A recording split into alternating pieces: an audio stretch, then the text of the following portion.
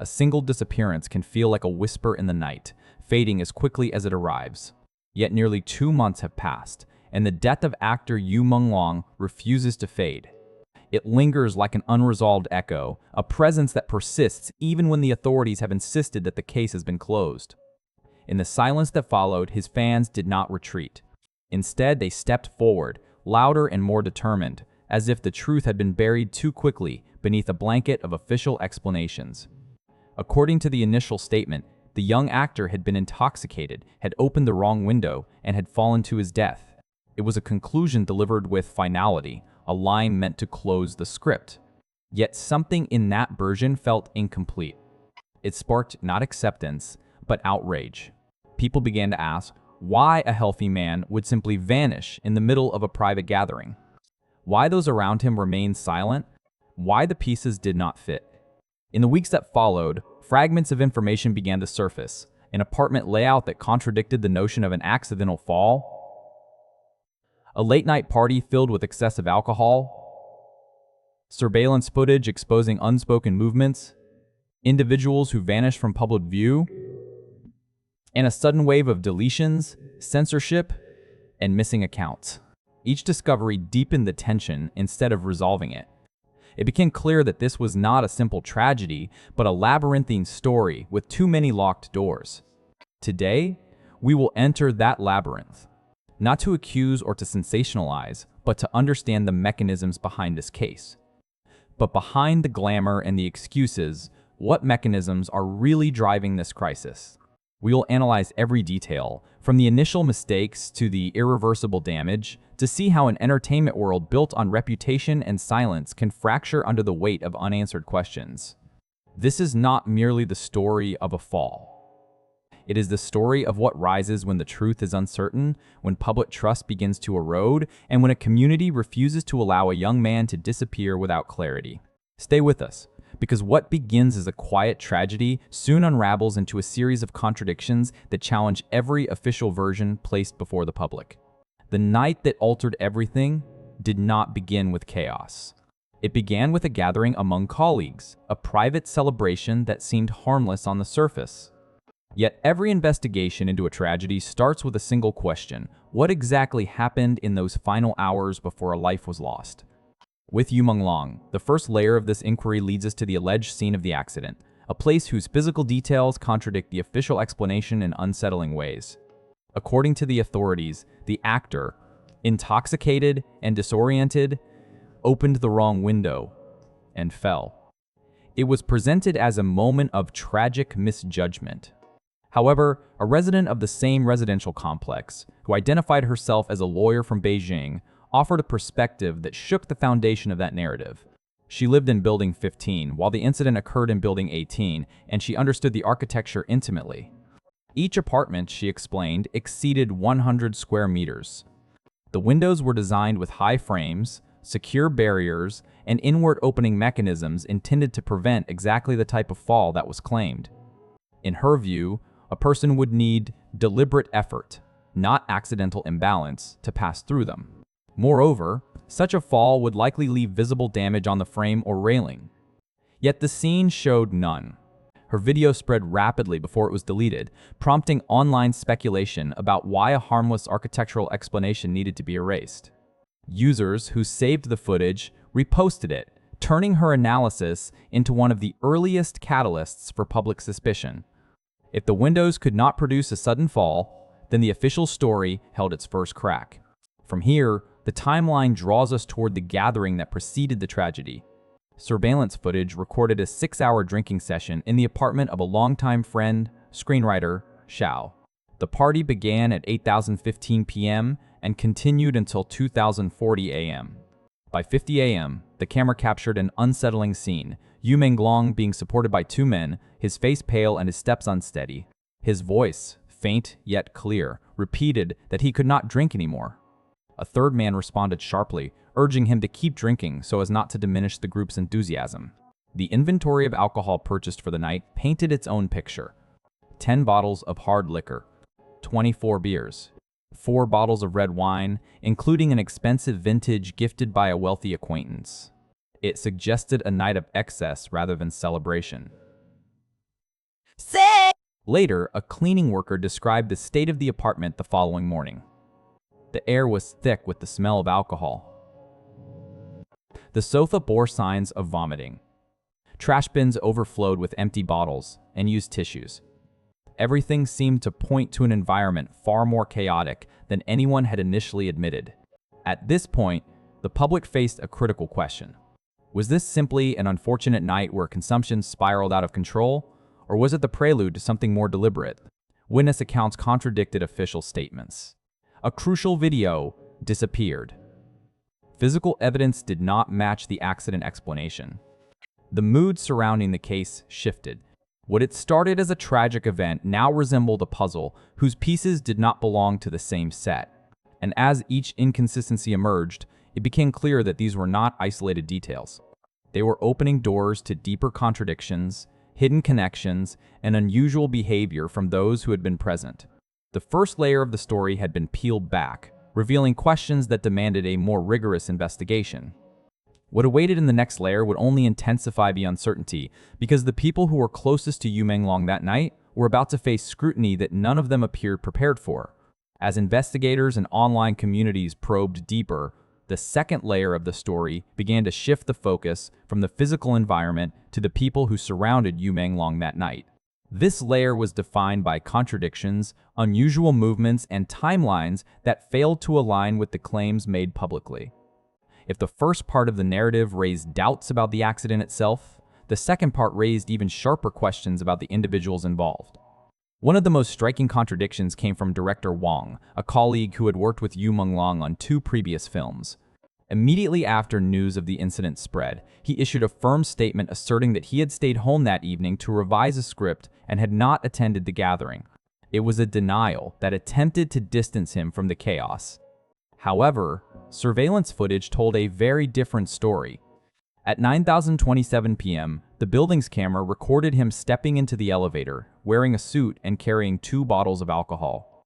At 2:30 a.m., hours after his claimed absence, he was seen leaving alone in a rush so abrupt that he collided with the cleaning staff's cart. This discrepancy ignited widespread debate. Why would an established director fabricate a simple detail such as his presence? What was at stake that compelled him to deny being at a party? His urgency in leaving only amplified speculation. The oddities did not stop there. One of the most unsettling threads involved manager Liu, whose phone records revealed 3 calls from disposable numbers during the critical window of time. The final call came at 2:10 a.m. Immediately afterward, he reportedly urged everyone in the apartment to leave. The timing was suspiciously tight, occurring just minutes before the moment when things began to spiral beyond control. The use of temporary or untraceable numbers raised further concerns. Who was contacting him? Why were these calls erased? And why did he react with such sudden insistence? Next came the inexplicable disappearance of screenwriter Zhao, the owner of the apartment and a longtime friend of Menglong. According to neighbors, at around 4:00 a.m., loud noises awakened them. When they looked outside, they saw 4 men dressed entirely in black, moving in and out of Zhao's home, carrying large boxes rather than furniture. Zhao himself appeared frightened, constantly checking his phone before getting into a black SUV with no license plate. Days later, law enforcement confirmed that his whereabouts were unknown. His abrupt vanishing, combined with the presence of unidentified men, intensified fears that the situation extended far beyond a simple party gone wrong. The pattern of disappearances continued. Another manager, Du Cheng, was rumored to have left the country entirely, reportedly fleeing to Taiwan with sensitive information connected to Tianyu, the agency that oversaw Menglong's career. The public could not overlook the chilling coincidence. Du Cheng had also managed the late artist Qiao Renliang, who had died under mysterious circumstances in 2016. The parallel between the 2 cases sent shockwaves across social media. Yes! Many began to question whether these incidents were isolated tragedies or pieces of a larger concealed structure. In the entertainment industry, the impact was immediate and severe. Tianyu quietly removed Menglong's name from its official website. Meanwhile, the parent company, Mangle Supermedia, saw its market value plunge by 80 billion yuan within 3 days. A domino effect rippled across upcoming projects. The film The Next Typhoon, expected to generate 100 million yuan in pre-sales, collapsed to barely 12,000 yuan. Another film featuring actress Dian Hai Rong, who was also rumored to have attended the party, suffered a similar fate. The public backlash had transformed into financial destruction. By now, the story was no longer a matter of isolated inconsistencies. It had become a storm of collapsing reputations, disappearing figures, and institutional fallout. Each revelation pushed the narrative further away from the idea of a tragic accident and toward the possibility of coordinated actions. And, as pressure mounted, a new question surfaced. If so many individuals had reason to hide, then what exactly were they hiding? The answers, or the closest semblance of them, awaited in the next and darkest layer of this unfolding tragedy. As the search for clarity intensified, the third and darkest layer of this case began to unfold. By now, the public had already witnessed inconsistencies in physical evidence, contradictions in personal statements, disappearances among key figures, and the financial turmoil that swept through the entertainment industry. Yet none of these developments prepared them for what came next, because this phase of the investigation opened the door to a domain where truth, rumor, fear, and political shadow converged. It began with a video that spread like wildfire across online platforms. The footage appeared to show a man resembling Vu Mong Lung being dragged across the floor by several masked individuals in sinister costumes. For many viewers, it was a horrifying confirmation of their deepest fear, suggesting that he had suffered violence before his death. Panic surged. Accusations multiplied. The narrative spiraled into chaos. However, analysts later determined that the clip came from a horror-themed escape room experience. The man in the video showed no signs of pain, and the actors involved were dressed in exaggerated costumes that matched the attraction's theme. The footage was soon labeled misinformation. Yet, the damage had been done. Once the public had seen the image, the idea of a staged or manipulated scene became anchored in the collective imagination. It did not matter that the clip was not authentic. What mattered was that it felt believable within the growing pattern of contradictions. Not long after, another controversial document began circulating online. This time, it was a supposed autopsy report that described severe injuries inconsistent with a simple fall. Many interpreted it as new evidence that the case involved violence. But forensic specialists quickly discovered that the report mirrored the structure and phrasing of a widely shared autopsy document from 2012. The similarities suggested that the new version had been copied and modified. Once again, a fabricated clue had pushed public emotion to its limits before collapsing. With misinformation spreading on one side and silence from official sources on the other, public trust fractured. People felt trapped between fear of believing a lie and fear of ignoring the truth. It was during this moment of confusion that a more haunting thread emerged from within the victim's personal life. According to an internal leak referenced by an overseas commentator known as Lao Dong, Vu Mong Lung had confided in his mother about a powerful figure who treated him like a puppet. He reportedly spoke of sudden transfers of large sums of money into his account, which he described as filthy and tainted. Most disturbingly, he referred to the individual responsible as a princely figure, someone so influential that he could overshadow systems and silence questions. This revelation triggered a new wave of alarm. It suggested that the forces surrounding the case were not limited to a circle of friends or entertainment industry colleagues. Instead, they hinted at the involvement of a figure whose reach extended far beyond the private sphere. When Lao Dong attempted to reach the victim's mother to verify this account, he was told that she had been taken away from Beijing and was no longer reachable. A separate blogger, Lin Beishuan, later stated that the family was safe, but many found the reassurance insufficient. The disappearance, even temporary, deepened the public's unease. Meanwhile, a series of cryptic claims began to circulate about the whereabouts of the actor's body. Some alleged that he had initially been harmed inside a luxury hotel before being transported to a technology facility in Jiangsu. From there, the narrative proposed that he was moved once again to an apartment complex to create the appearance of an accidental fall. The final destination, according to these claims, was a cold storage area within the 798 art district, a cultural complex in Beijing known for its contemporary exhibitions. It was a theory built on shadows and speculation, yet it spread rapidly because the district had unexpectedly closed for renovations during the same period. That coincidence invited further speculation. Some users claimed that the complex housed a mystical formation called the Seven-Star Soul Lock, designed to restrain the spirits of the dead. Others insisted that human specimens resembling the appearances of past celebrities were displayed there, including one with facial features similar to the late actor Qiao Renliang. Another witness described seeing clothing that resembled items once worn by Menglong, including a coat stained with reddish marks. None of these accounts were independently verified, yet they added to the growing sense that the case had crossed from reality into a twilight zone where fact and symbolism blurred. As information continued to swirl, the state stepped in. Social media platforms deleted thousands of posts and blocked numerous accounts, labeling them as sources of dangerous speculation. Keyword restrictions forced users to invent code names and symbols to continue discussing the 80.